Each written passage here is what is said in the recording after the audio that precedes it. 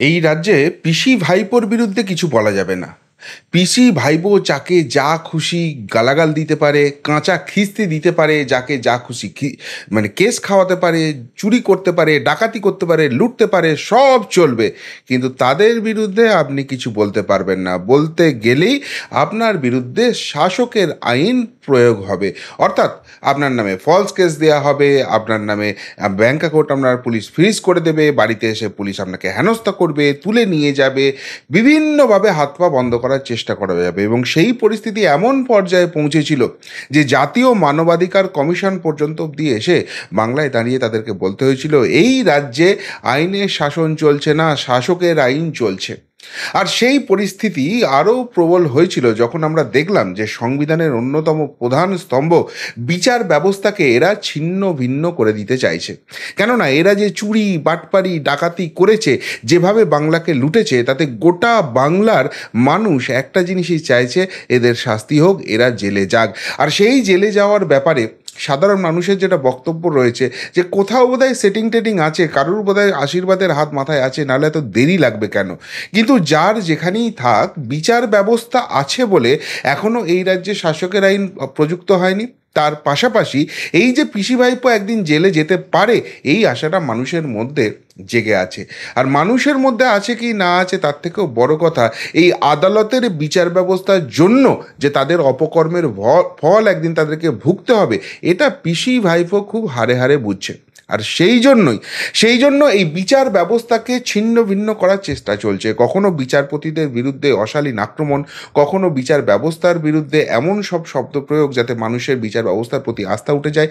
তার থেকেও বড় কথা, বিচারপতিদের সরাসরি আক্রমণ, কখনো সেটা মৌখিকভাবে, কখনো কখনো সেটা এমনভাবে কেস কাবারি করে দেওয়া হচ্ছে, তাদের পরিবারকে ঘিরে ধরা হচ্ছে, যাতে বিচারপতিরা আর তাদের বিচার করতে না পারেন।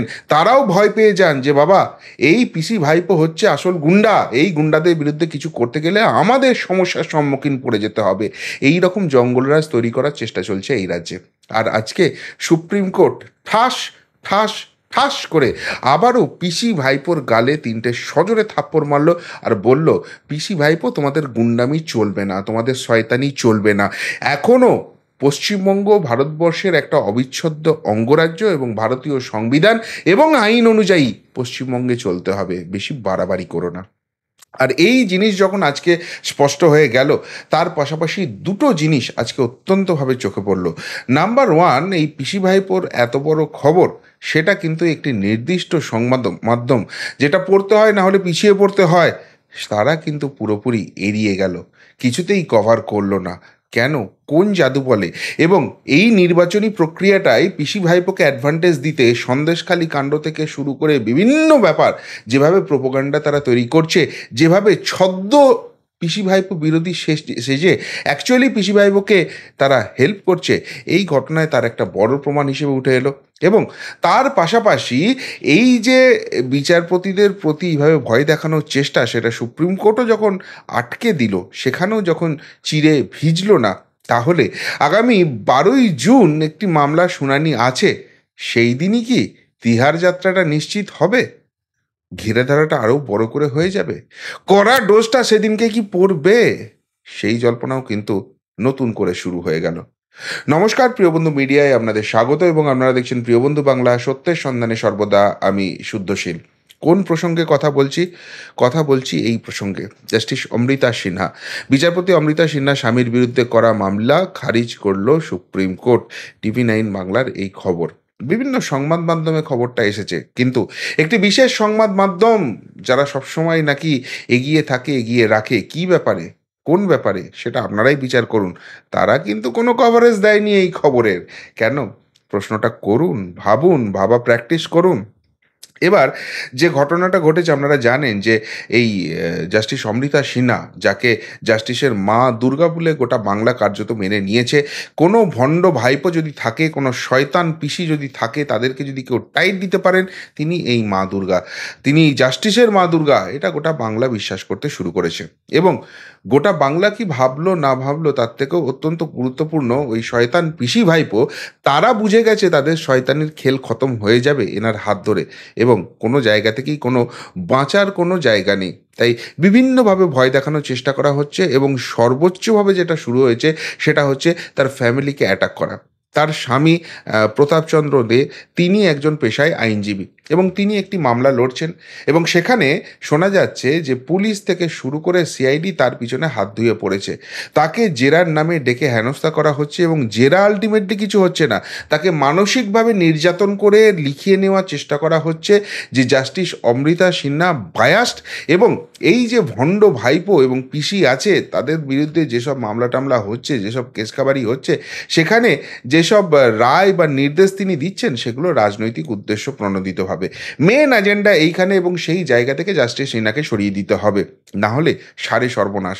তিহার পাঠাবেনি সেটুকু নিয়ে বোধহয় বুঝে গেছে এবং সেই নিয়ে বিভিন্নভাবে ঘিরে ধরার চেষ্টা করা হচ্ছে। আজকে সেই নিয়ে সুপ্রিম কোর্টে শুনানি ছিল। সেখানে বিচারপতি সঞ্জীব খান্না এবং মাননীয় বিচারপতি দীপঙ্কর দত্ত, এদের ডিভিশন বেঞ্চে এই শুনানিটা হয়েছে। সেখানে স্পষ্টভাবে তাদের অবজারভেশনে জানিয়ে দিয়েছেন রাজনৈতিক উদ্দেশ্যে এইভাবে মামলা করা উচিত নয়।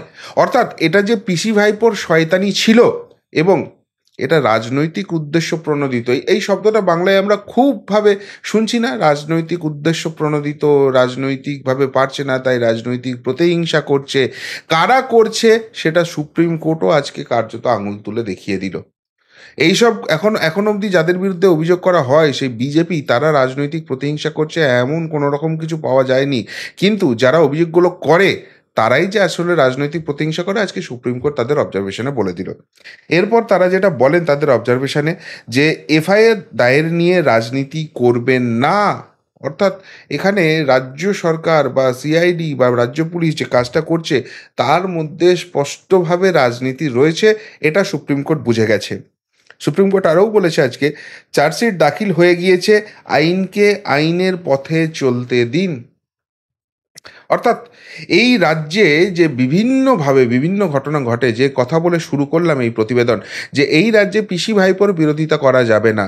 তারা কয়লা খেতে পারে, গরু খেতে পারে, বালি খেতে পারে, চাকরি খেতে পারে, আপনার সর্বোচ্চ কিছু নিয়ে নিতে পারে, আপনাকে আইনিভাবে ফাঁসাতে পারে, আপনার বিরুদ্ধে পুলিশ দিয়ে ফলস কেস তৈরি করাতে পারে, আপনার ব্যাংক অ্যাকাউন্ট ফ্রিজ করে নিতে পারে, যা খুশি তাই জঙ্গল রাজ তারা চালাতে পারে। কিন্তু তাদের বিরুদ্ধে টু শব্দটি করবেন না। টু শব্দ করলেই এইভাবে হাতে পুলিশ রয়েছে, হাতে সিআইডি রয়েছে, হাতে প্রশাসন রয়েছে, তাদেরকে দিয়ে আপনাদেরকে হেনস্থা করা হবে।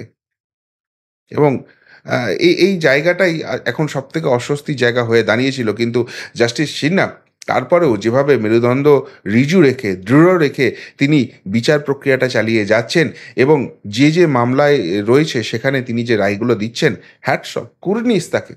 কিন্তু সবথেকে বড় কথা যেটা হলো যে এইভাবে যে রাজনৈতিক প্রতিহিংসা হচ্ছিল, পিসি ভাইপোর শয়তানি চলছিল, সেটা সাধারণ মানুষ থেকে শুরু করে সর্বোচ্চ স্তরে সবাই বুঝতে পেরে যাচ্ছিল। কিন্তু এরা এতখানি শয়তান এবং এদের হাতে এতখানি পয়সা আছে যে কোটি কোটি টাকা খরচ করে এরা আইনজীবী রেখে আইনের ফাঁক গলিয়ে তো অনেক কিছু করতে পারে। সুতরাং সেই জায়গা নিয়ে একটা সন্দেহের বাতাবরণ ছিল যে সেই সব করে জাস্টিস সিনহা বা তার পরিবারকে এমন টাইট দেওয়ার চেষ্টা করা হবে যে আলটিমেটলি তিনি বিচার করার মতো জায়গায় থাকবেন কি। কিন্তু না, সুপ্রিম কোর্টও সেই জায়গাটা বুঝলো এবং এবং এটা যে রাজনৈতিক উদ্দেশ্য প্রণোদিতভাবে এবং জাস্টিস সিনহাকে গিয়ে কোথাও আটকানোর চেষ্টা করা হচ্ছে সেটা বলে দেওয়া হলো। এবার আপনারা জানেন যে আগামী 12ই জুন ভোট মিটে গেলে, ভোটের রেজাল্ট বেরিয়ে গেলে একটি গুরুত্বপূর্ণ মামলার শুনানি আছে, যেখানে ভয়েস স্যাম্পল টেস্টিং নিয়ে তার পরবর্তী পরিপ্রেক্ষিতে কার কি আইনি সম্পত্তি বাজেয়াপ্ত হয়েছে সেই সমস্ত কিছু নিয়ে রয়েছে। কিন্তু সেখানে আলটিমেটলি লক্ষ্য যেটা রয়েছে সেটা হচ্ছে এই সমস্ত কিছুর পিছনে যে ভণ্ড ভাইপো আছে এবং ভণ্ড ভাইপোর 2014 পর থেকে যে বিপুল পরিমাণ সম্পত্তি বেড়েছে এবং সেই সম্পত্তি যে বেসিক্যালি এই দুর্নীতির টাকায়, সেটা কার্যত বোঝা যাচ্ছে। এই ফুলে ফেঁপে ওটা এত সম্পত্তি কোথা থেকে আসছে এবং সেখানে তার বিরুদ্ধে কোয়ার্সিভ মেজার অর্থাৎ কড়া অ্যাকশনের দরকার আছে। ওই মাগুর মাছ বিক্রেতার পাশে তিহারের মাটিতে তার গড়াগড়ি খাওয়ার দরকার আছে, এটা গোটা বাংলা বিশ্বাস করে। কিন্তু দেখুন, এই ধরনের কড়া সিদ্ধান্ত নিতে গেলে বারবার একটা কথাই বলি, বা বিভিন্ন তদন্তকারী সংস্থা তারাও অফিসিয়ালি না হলেও প্রকারান্তরে মেনে নেন যে কোথাও গিয়ে একটা রাজনৈতিক স্থিতাবস্থার দরকার আছে। 12ই জুন এমন একটা সময়, সেখানে কিন্তু সেই রাজনৈতিক স্থিতাবস্থাটা এসে যাওয়া উচিত। ফলে তার আগেই এই সুপ্রিম স্বস্তি, আর 12ই জুনই এবার ওই শয়তান পিসি ভাইপোকে তাদের শয়তানির আসল জায়গাটা বুঝিয়ে দেবেন কি? গোটা বাংলা জুড়ে কিন্তু চর্চা সেই জায়গায় হয়ে গেছে।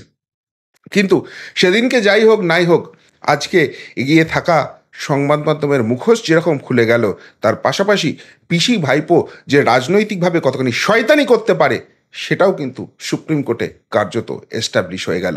এরা আবার বড় বড় বারফাট্টাই করে, মানুষকে ভুল বোঝায়, রাজনৈতিক প্রতিহিংসা তাদের বিরুদ্ধে হয়। এবার এরা এইসব কথা বললে যোগ্য জবাবটা তাদের সেইখানেই বুঝিয়ে দিন। কি বলবেন সুপ্রিম কোর্টের আজকের এই রায় নিয়ে? যদি কিছু বলার থাকে অবশ্যই কমেন্ট বক্সে কমেন্ট করে জানাবেন। এখনকার মতো এখানেই শেষ করলাম, ফেরত আসছি নতুন প্রতিবেদন নিয়ে খুব তাড়াতাড়ি। ভালো থাকবেন, সাথে থাকবেন, পাশে থাকবেন। নমস্কার।